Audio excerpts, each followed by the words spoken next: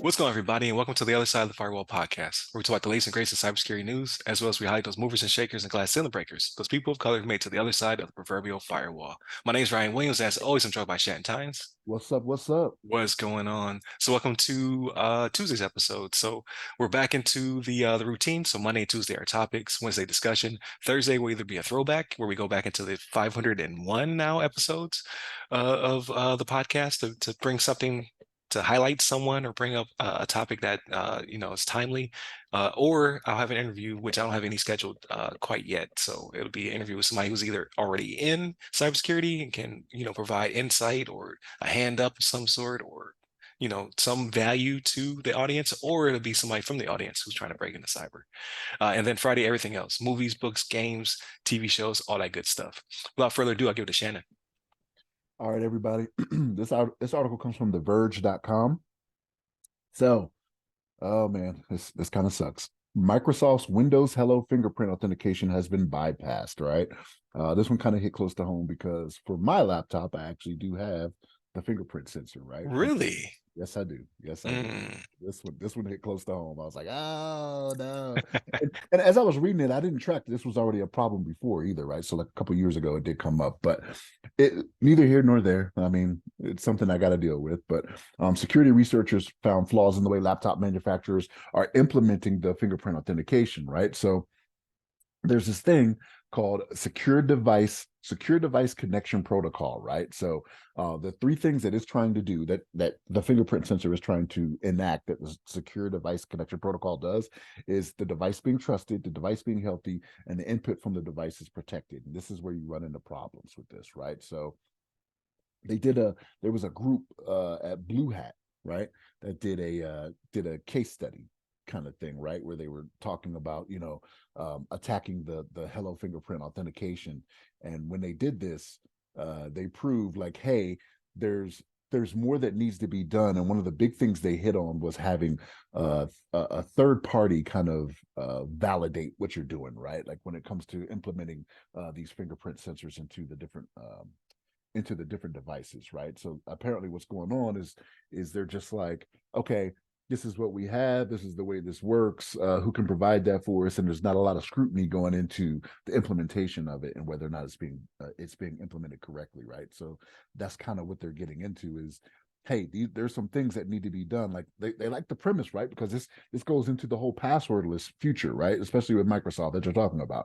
You don't want passwords anymore, right? Like the people are going to write down or put somewhere where they could be easily done. Like your fingerprint, I mean, we've all seen the movies. I mean, I guess they could just cut off your finger and do it, right? Like we've seen it before, right? Or you could Hobbs and Shaw it, you'd be knocked out and they just put it on the sensor, right? Like I guess they could do that. But even then, that's one of those things where having physical access to the device, right, is something that you would require there, but which is not always required for this, right? So that it makes it a little easier if you have physical access to it, but it's not something that is absolutely required, right? But yeah, this is because of the Microsoft Windows Hello is what is used. So like Windows Hello uses all types of biometrics, right?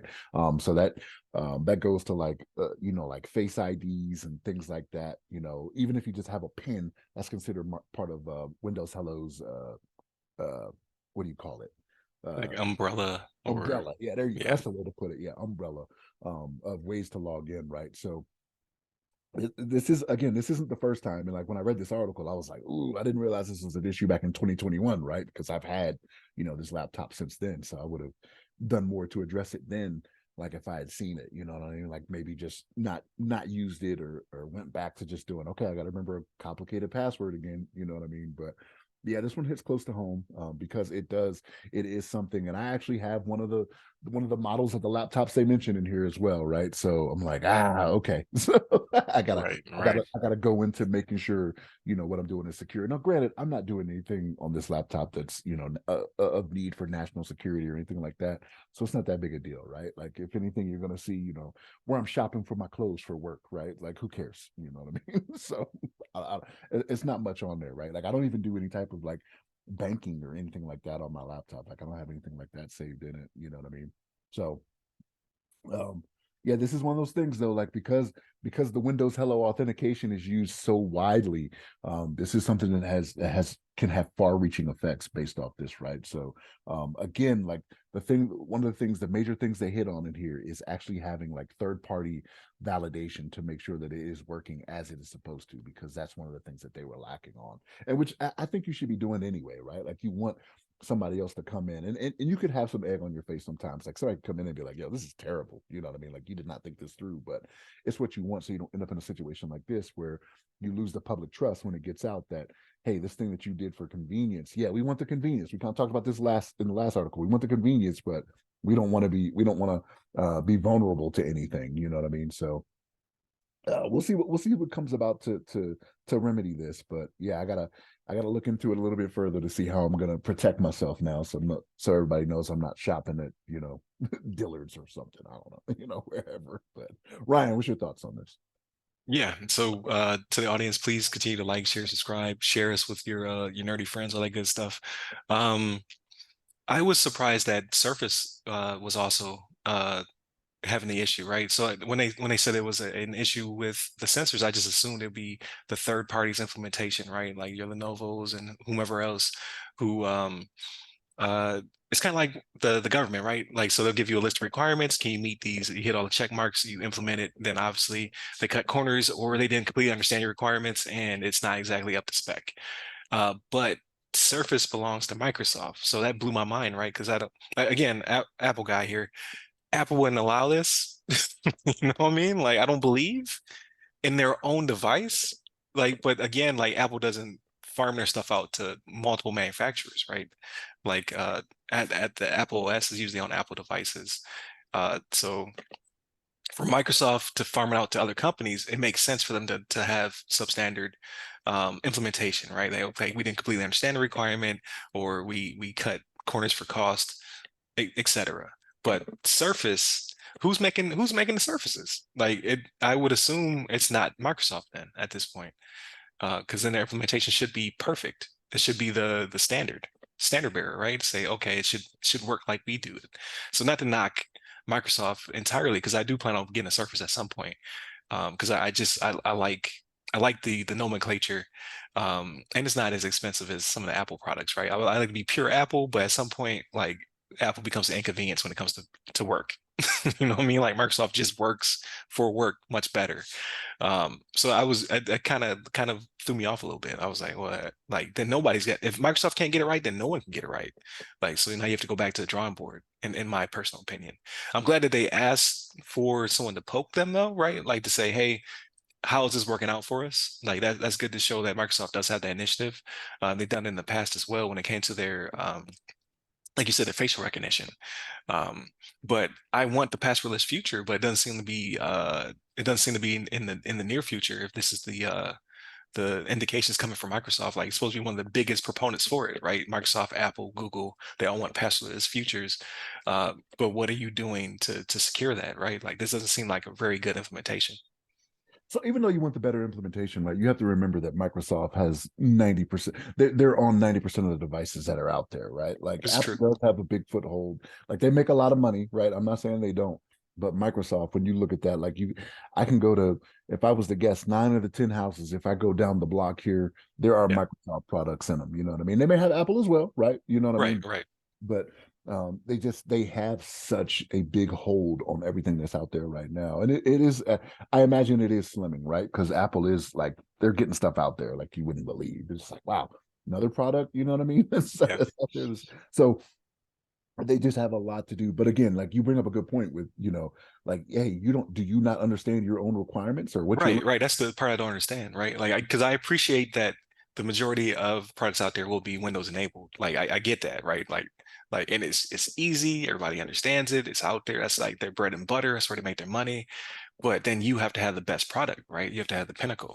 Like, okay, it needs to work like a Surface, but your Surface isn't doing it either. So again, we're evolving, right? So I got to give them some grace. Like they're trying to get us to the passwordless future, but I want that now.